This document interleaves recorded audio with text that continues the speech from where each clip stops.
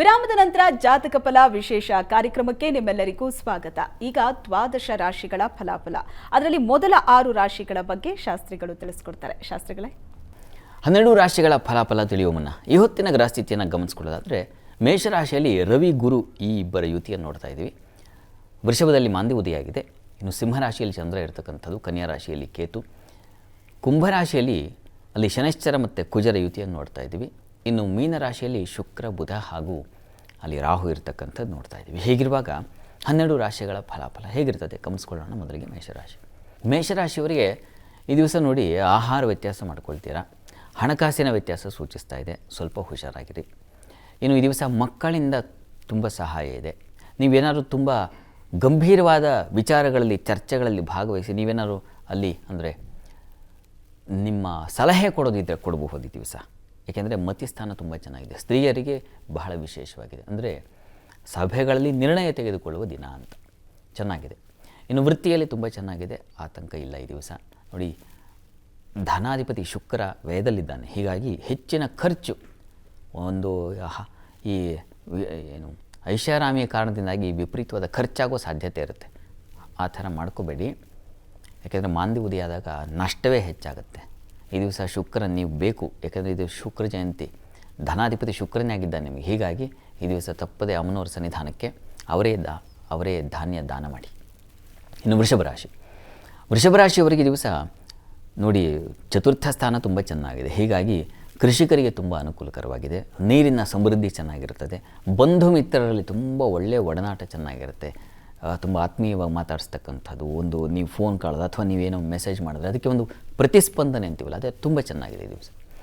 ಇನ್ನು ವೃತ್ತಿಯಲ್ಲೂ ಅಷ್ಟೇ ತುಂಬ ಅನುಕೂಲಕರವಾಗಿದೆ. ಜನ್ಮಾಧಿಪತಿ ಲಾಭದಲ್ಲಿದ್ದಾನೆ ಶುಕ್ರ, ಹೀಗಾಗಿ ಶುಕ್ರನ ಅನುಗ್ರಹ ಸಂಪೂರ್ಣ ನಿಮಗಿದೆ.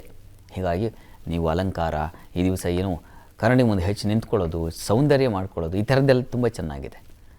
ಈ ದಿವಸ ಒಂದು ಮನಸ್ಸಿಗೆ ಸಮಾಧಾನ ಸಿಗುತ್ತೆ. ಆದರೆ ಆರೋಗ್ಯ ಸ್ವಲ್ಪ ಏರುಪೇರಾಗೋ ಸಾಧ್ಯತೆ, ಸ್ವಲ್ಪ ಹುಷಾರಾಗಿರಿ. ದುರ್ಗಾ ಕವಚ ಕೇಳಿಸ್ಕೊಳ್ಳಿ.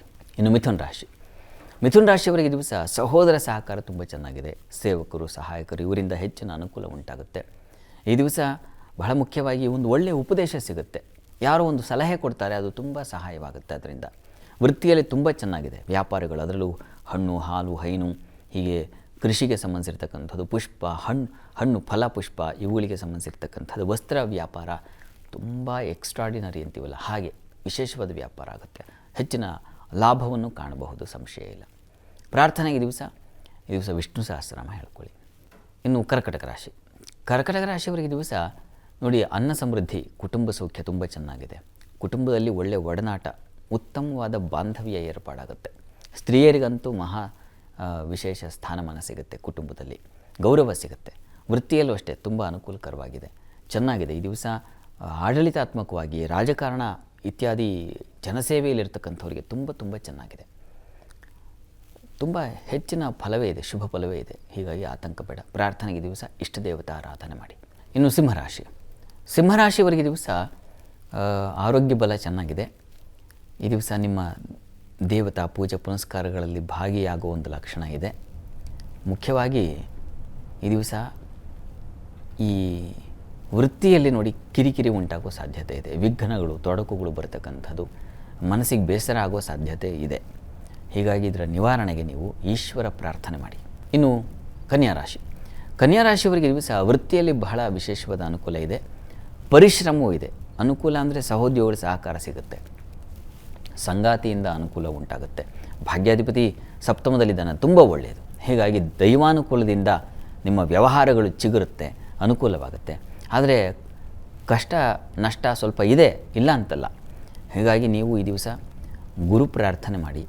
ಗುರು ಸೇವೆ, ಈಶ್ವರ ಪ್ರಾರ್ಥನೆ ಇವೆರಡೂ ಬಹಳ ಒಳ್ಳೆಯದು. ವೀಕ್ಷಕರೇ, ಇನ್ನುಳಿದ 6 ರಾಶಿಗಳ ಬಗ್ಗೆ ನೋಡೋಕ್ಕೂ ಮುನ್ನ ಒಂದು ಚಿಕ್ಕ ವಿರಾಮ.